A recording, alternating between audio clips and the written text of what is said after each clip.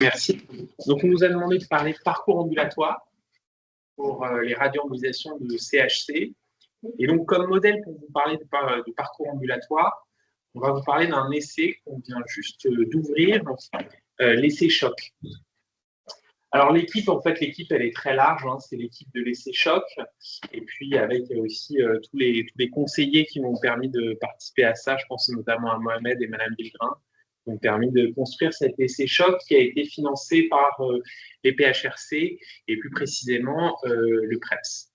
Alors, dans l'essai choc, on ne parle pas que de CHC, on parle aussi de cancer primitif hépatique avec le cholangiocarcinome, on parle aussi de chimio-embolisation.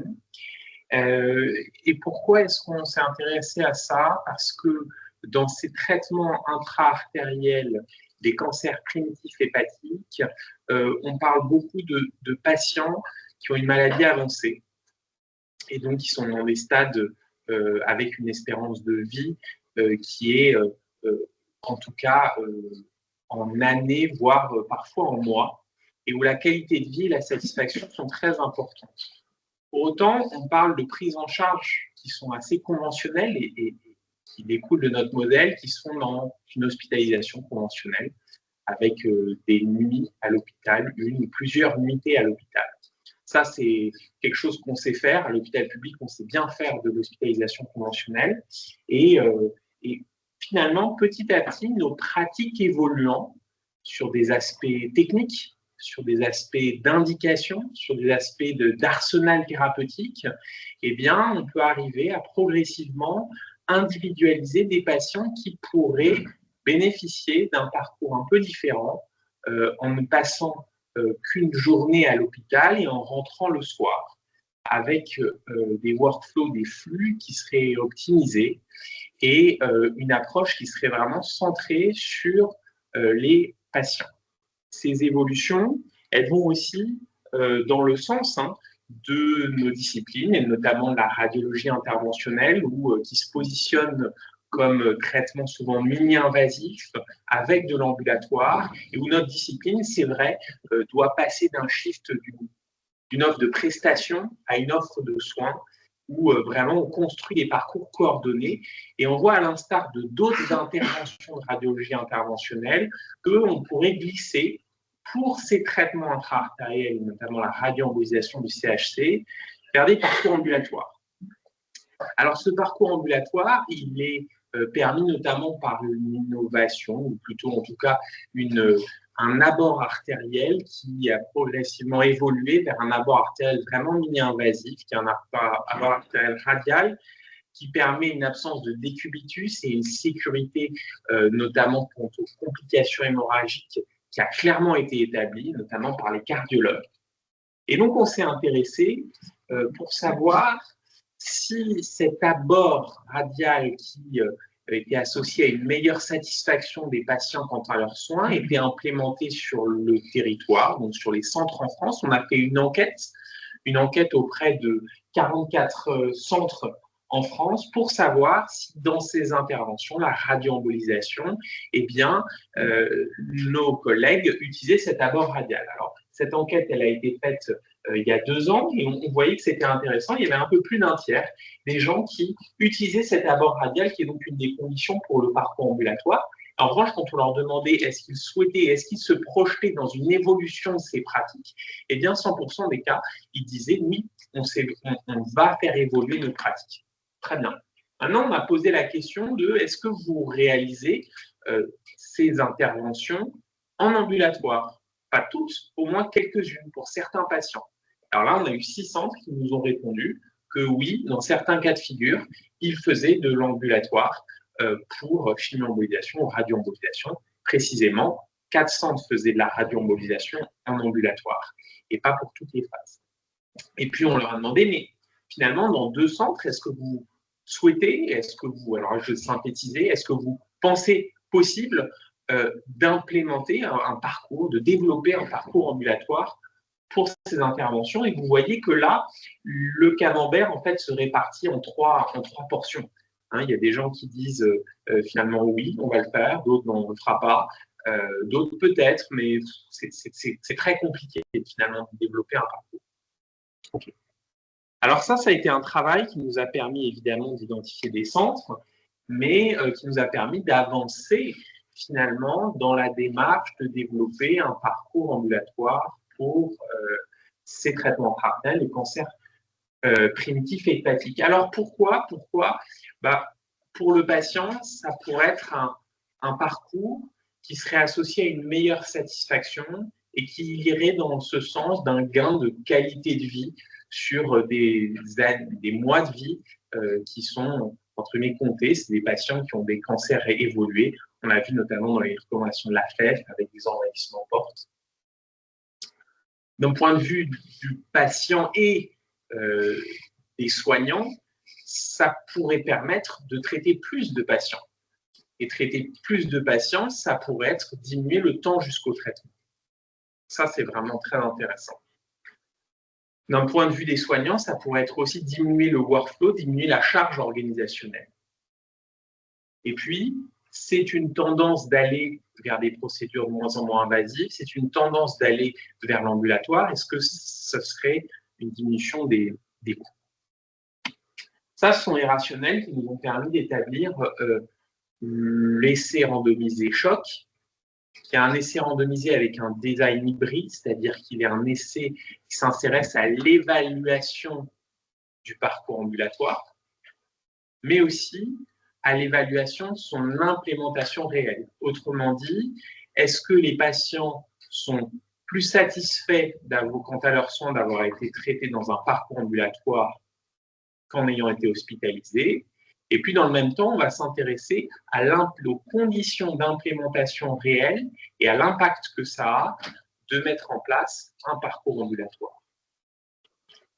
C'est donc un essai qui va mêler des analyses quantitatives traditionnelles avec des analyses qualitatives, et Julie vous explicitera cela. L'objectif, c'est l'objectif principal, c'est celui que je vous ai dit, c'est ce qui découle de notre hypothèse, c'est l'un parcours ambulatoire améliore la satisfaction des patients quant à leurs soins. Le critère de jugement principal, c'est la satisfaction patient déclarée par le patient à 72 heures de l'intervention. C'est une sous-dimension standardisée d'un questionnaire qui a été validé dans cette situation. Alors, les objectifs secondaires. Les objectifs secondaires, ça va être des objectifs d'implémentation. Finalement, quels sont les freins au développement de ce parcours, quelles sont les solutions qui sont trouvées en local et qui peuvent être mutualisées, quel est l'impact sur les patients, sur leurs aidants. J'en ai un exemple très concret. Un patient il peut avoir été très satisfait d'avoir été pris en charge dans un parcours ambulatoire, mais l'aidant peut dire « Oh là, moi j'ai eu l'impression de me transformer en soignant en fait, et je n'ai pas du tout bien vécu ça ». Pour vous donner un autre exemple, infirmières qui ont l'habitude, pour certains traitements, de prendre en charge ces patients en hospitalisation conventionnelle et qui se retrouvent à faire sortir des patients sans être parfaitement à l'aise avec cela. On va évidemment s'intéresser aux situations cliniques, aux conséquences cliniques, l'efficacité, la sécurité et les autres déterminants. Et puis, il va y avoir des analyses médico-économiques. Alors, le parcours ambulatoire, c'est un parcours ambulatoire avec une surveillance téléphonique dans les jours qui suivent, et donc il est entièrement standardisé. C'est vraiment un parcours ambulatoire standardisé, et c'est aussi la possibilité de faire un chiffre, de développer en commun un parcours à l'échelle d'un territoire, à l'échelle du pays, et de mettre en commun nos problématiques, nos solutions, et puis de standardiser quelque chose tout en s'adaptant aux problématiques et aux situations locales. Alors, standardiser, ce n'est pas juste standardiser une intervention, qui est la radioembolisation, c'est vraiment standardiser tout le parcours. Et ça a bien été montré que quand on se concentre sur un traitement, et notamment sur un traitement qui n'est pas médicamenteux, si on s'intéresse juste à la standardisation du traitement, de la radioembolisation, on oublie tous les paramètres qui vont influer sur le critère, sur le résultat patient. Et quand on s'intéresse aux critères de mouvement rapportés par les patients, c'est d'autant plus important, et la satisfaction, c'est d'autant plus important de standardiser tous les éléments toutes les dimensions, et notamment les médicaments, notamment les traitements, notamment les voies de recours et les circuits de réhospitalisation si nécessaire. Donc les critères d'inclusion, hein, c'est très simple, hein, ce sont des critères d'inclusion standards de ces patients avec la faisabilité de l'ambulatoire. On ne va pas inclure des patients qui habitent à 200 km du centre ou qui ne sont pas en condition d'être surveillés à distance. La randomisation, c'est une randomisation stratifiée par l'intervention, par le volume du centre, et puis important pour l'analyse médico-économique, on va chaîner avec les données SNDS. Alors Julie, je te laisse nous parler de l'originalité et de l'importance de l'approche qualitative dans ce parcours de soins. Oui, merci Jules. L'originalité de cette étude menée par des médecins, quand même, c'est qu'elle fait appel à des méthodes mixtes, Jules vous l'a dit, donc à la fois quantitatives, mais aussi on va recueillir des données qualitatives pour mieux comprendre à la fois les attentes, les expériences, les attentes des patients et des professionnels de santé, les expériences des patients, et puis leurs besoins pour participer à cette évaluation du parcours ambulatoire dont Jules vient de vous parler. Et donc, nous, on va principalement s'intéresser à ces 4 composantes: l'acceptabilité de ce parcours, notamment en explorant les motivations des patients à être randomisés dans cette étude, et puis à leur acceptabilité de ce parcours ambulatoire, leurs attentes, leurs représentations aussi, mais aussi les perceptions des professionnels qui vont être impliqués dans finalement ce qui peut être des changements de pratique. L'adoption par les centres de ce parcours ambulatoire et la faisabilité, on sait que les centres, évidemment, ne sont pas du tout organisés de la même façon, et je vous dirai un mot déjà des premières données qu'on a recueillies. L'idée aussi de s'intéresser à ce qu'on propose en termes de parcours ambulatoire et de corréler ça vraiment aux attentes, aux besoins des patients dans le cadre de leur parcours de soins, et notamment en comparant à la fois ce qu'ils attendaient avant la mise en place de ce parcours, mais aussi en les réinterrogeant après, à distance de la mise en place de ce parcours ambulatoire.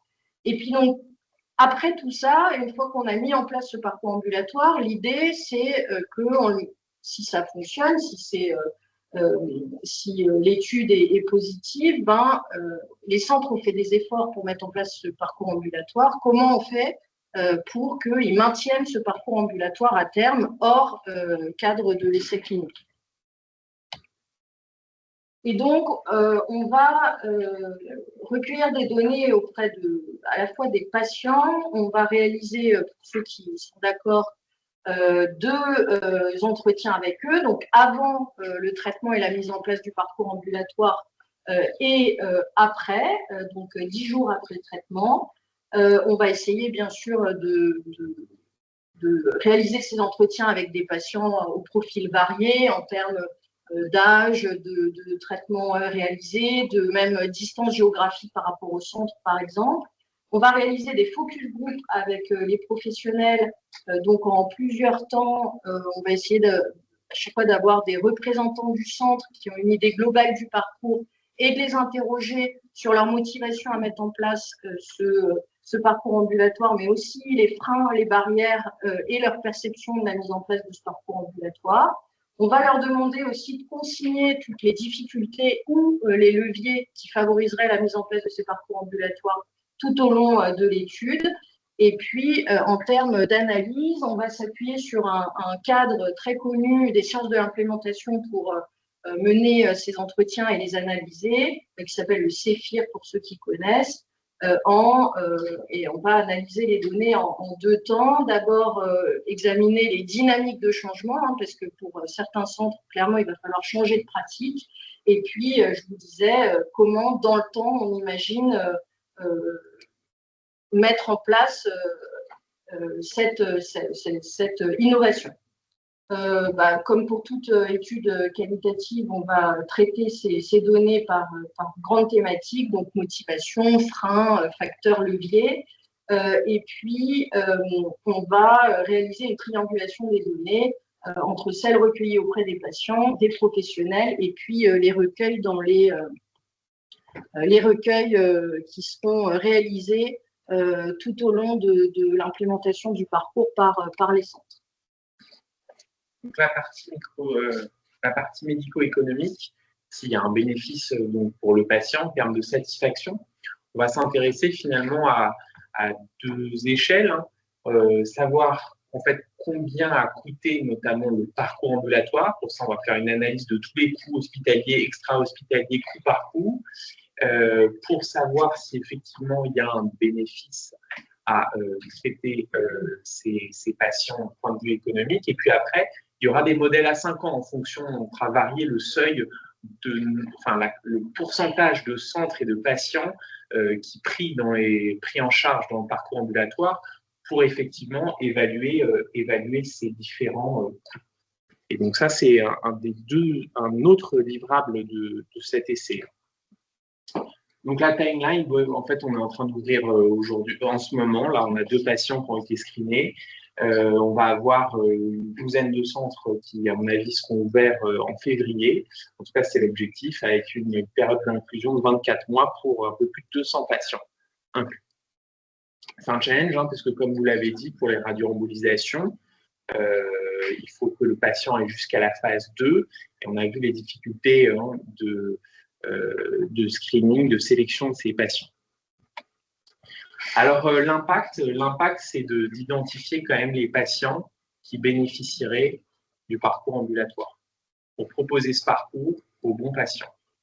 L'impact, c'est aussi de standardiser nos pratiques avec les différents niveaux. Quand on vous est passé les recensements des différentes façons de faire les chimio-embolisations et radioembolisations, différentes façons de faire des pré-médications et post-médications. Donc, il y a un grand travail de standardisation, de mouvement tous ensemble vers l'ambulatoire. C'était une demande de certains centres, en s'adaptant aux particularités locales, et puis de voir l'évidence économique, en sachant que, notamment pour la radioembolisation, il y a un grand frein économique à passer en hospitalisation de jour aujourd'hui sur la radioembolisation.